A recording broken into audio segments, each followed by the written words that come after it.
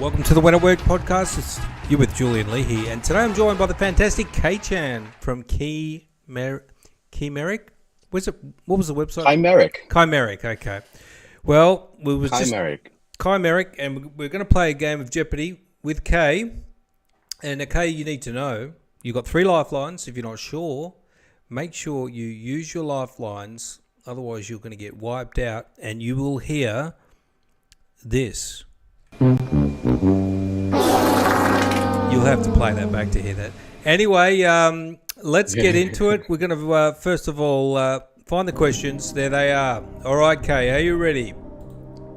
As a practitioner of kinetic sculpture, artist Alexander Calder pioneered what kid-friendly art form? Mobiles, painting, sculpture, or drawing? Don't forget, you got 3 lifelines, 50-50 split, help from Julian, or 30 seconds to Google it. As a practitioner of kinetic sculpture, artist Alexander Calder pioneered what kid-friendly art form? Mobiles, painting, sculpture, or drawing?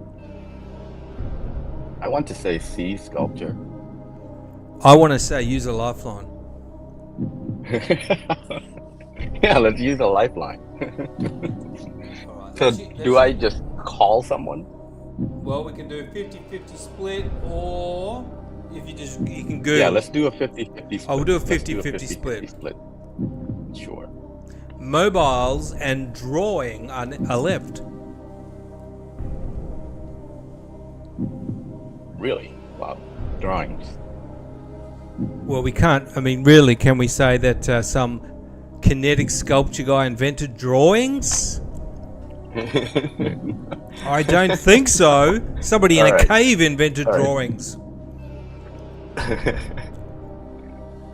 Mobiles. There we go. Well, that's the only option left. Mobiles is correct. Well done. All right, that was a test round. We lost a lifeline, but that's okay. As a token of goodwill, in 1909, the city of Tokyo donated to the United States 2,000 what? Cherry trees, bonsai trees, bamboo plants, or orchids? Wow. I don't know any of these. I want to say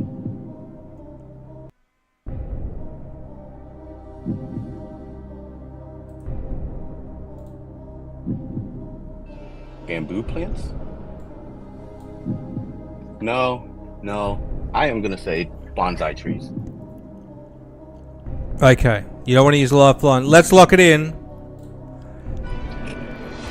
Incorrect. Game over. Okay. Whoopsie. Oh. Yeah. This has to wrong answer. Right. Never mind. We'll still have a round of applause for Kay-chan. Well done, Kay. It's not easy. Some of these questions are tough. But I mean these are not within my spectrum whatsoever. No, well, I wasn't sure of what your spectrum was when I got you here, but thanks for playing anyway, Kay. And Kay, you help people. Let's turn that off. You help people do better presentations, and you might be thinking, why on earth would I need somebody to do a presentation? But there is such a lot of difference between a really boring presentation and one that actually excites you. And if you are trying to get an idea across, if you just lose them with the presentation, then you have no impact. So I really know there's a difference with presentations. And tell us a little bit about what you do with Chimeric.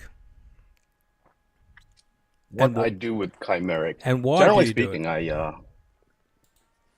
it? Why do anybody do anything? It's generally for the money, but how I started it was out of passion for the arts. So I did not specifically venture into presentation design as my forefront. I started with so many other different types of design work, dating all the way back to, towards the end of high school when, I jumped straight into photography and Photoshop and pretty much all sorts of graphic design. Um, and prior to that, it was all about learning poetry, writing, uh, things in the spectrum of art. Um, and after several years of doing that and having building um, that type of efficiency, I started working for corporate companies that you may have heard of, CVS, Hasbro. I don't know if you ever heard of Consigli, but all of which are Fortune 500 companies. And I've also worked in various design agencies as well. Uh, my positions have begun as an intro designer all the way to art director, um, and you know, it wasn't until COVID when I decided, hey, I started reevaluating my value in terms of what it is that I'm able to offer, and I had to figure out that the niche itself that would actually push me further was presentation design. Um, it is held within the spectrum of, um, I guess, graphic design. However, the competition and the level of knowledge that people have in terms of presentation design versus all other designs is very, very minimal. So, And do you want to just present. take us through an example of a problem or something that a client wanted doing, and what you did for them that was helpful or maybe different than what they were expecting? Oh yeah, absolutely. I mean, a lot of people come to me expecting like, hey, I have a pitch and I need to make this work in front of, say, like 200 people that they have to speak to. Obviously, I would, you know, instead of just giving them what it is that they want that's on paper that they already have written down, having a background of, you know, of brand design and packaging and events and all that stuff, I incorporate all of that knowledge and I put it into presentation as well. And having been to a lot of events and having also designed a lot of events, I also understand the atmosphere at which that they have to present in. So understanding what type of equipments that they're using to present, understanding if they're in front of if they're live in front of an audience, if they're digital in front of an audience, all those things factor into it. And these are the things that a lot of people who reach out to me don't even know. So it's my job to understand what situation that they're in and produce that type of product that is most efficient for that type of layout. So Um, I'm and still on top, not sure exactly what part of it what you do and what you don't do. So if somebody's doing a sure. live presentation, are you creating all of the graphics and posters, or are you doing just the slides, or are you helping them make sure they have certain technologies there to help them present? Sure. I mean, if it really depends on their budget. So if they're looking at a full-blown budget, anything can be done. But mainly people come to me looking for presentations to be designed. So say like, um, you know, say like a big company like Microsoft needed to present one of their softwares, they would reach out to me. Microsoft is also one of my clients, by the way. They would reach out to me and say, hey, we're presenting in front of like, 300 people and we need to discuss a new product or we need to discuss a new event or anything really. What I would do is build a presentation within PowerPoint to have it displayed behind them. So if they needed, say, further technology, I would also source that as well. If they needed print to be done, I would also source that as well. Yep. So it's the PowerPoint slides, and are you coming up with the copy, or are you they're giving you the copy and you're putting it into slides and designing how it looks? A lot of times they give me the copy. However, more often than not, I make recommendations for them instead to have it a little bit more presentable, so to say. Not just more presentable, but also more impactful. So instead of saying like right here we have a product that you know, with this type of feature, and coming off as something that is very, very data driven. Instead, I would give them something more like, we have a product that's going to change your life. Something that's more simple, something that's going to blow up on screen, that's going to say, hey, I need to pay attention to this. Yeah, yeah. The old tech guys often focus on the data stuff, and the selling of Very, it is very, really very data driven. about the emotions is what we need to do. And if somebody's got a presentation coming up, what sort of budget would you be looking at? I don't normally ask people to talk about price, but just say if you're looking at somebody who's a social media agency, maybe they got a staff of 3. What could be done, and what would the expected outlay be? Can you even talk about the price? I don't know. It's up to you. Sure. I'd be happy to. Um, my price actually ranges. It depends on the type of services that they're looking for. So as a base presentation itself, I go per slide. So my per slide fee is $85, which isn't much compared to, I guess, people who have done that for like 20 years. I know one person who produces presentations or do a similar thing that I do, and charges somewhere around $2,000 an hour, which is kind of insane for me. I mean, if anything, that'll be my life goal, but I don't think I'll ever take it that far. I don't think it's fair to charge anybody $2,000 an hour to make presentations. It's kind of ludicrous. As for me, I feel that whatever it is, I feel that my price is very fair for my knowledge, my history, and my experience. And at the same time, you're also looking for someone who not only knows how to use the application, you also want someone with the creative capabilities as well.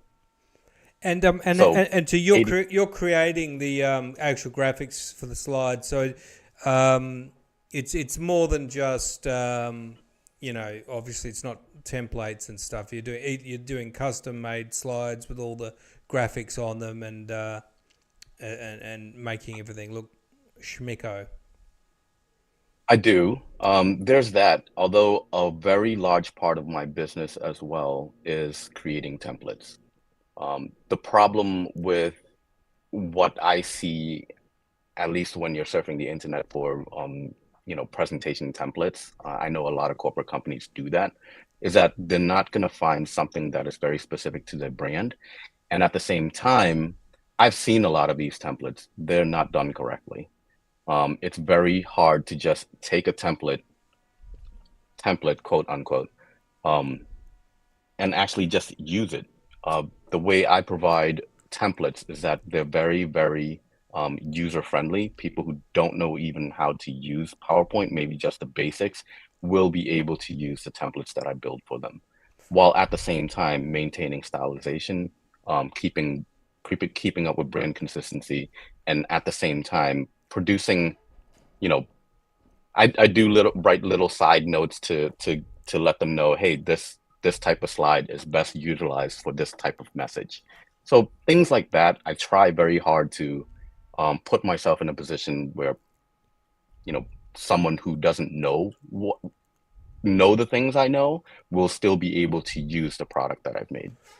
Do many people use Google Slides? Okay. A lot of people do. Um, I tend to advise them not to. Um, it's very shareable, but at the same time, a lot of people tend to add so much information and so much assets. Say like, I want to say like, you know, 10 megabyte images into these slides where they shouldn't. It just bogs everything down. And Google Slides is an internet-based application. Things that need to be shared. I mean, it offers a lot of convenience. However, it is also very, very um, inefficient, to say the least. Yeah, I guess the loading times and stuff doesn't affect me because I use black text on white background. That's all. Oh, Exactly. yeah. So a lot of people are like you. The people who come to me asking for help in terms of presentation, come to me with that type of those types of slides, white background, black text, and, all it is just verbiage. Well, I take that and I produce something that, more often than not would wow people. Yeah, I always talk about the copy and direct response copywriting and making all of the words count. And it's kind of dumb from my point of view to take out the visual aspect if I'm trying to make the whole thing stand out and just have that eye candy bang impact. Design is the next step. So, and if somebody wants to have a chat to you, they've got a presentation coming up. Should they reach out? I've got your LinkedIn in the show notes. There's the website, and on the contact button. Is that for a call? People will have a call with you.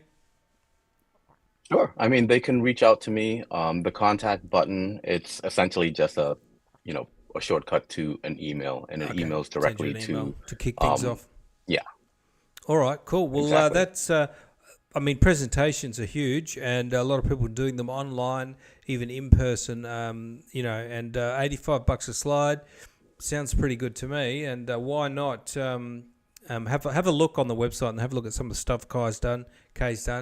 And thank you very much, Kay Chan, for coming on. Is it Kai I'm supposed to be calling you? No, Kay. Oh, it Kay is Chan Kay. Okay, right. Just the website's Kai. All right. Thanks, everyone. I'm going to wrap things up. See you next time. Bye. Appreciate you, Julian. Thank you.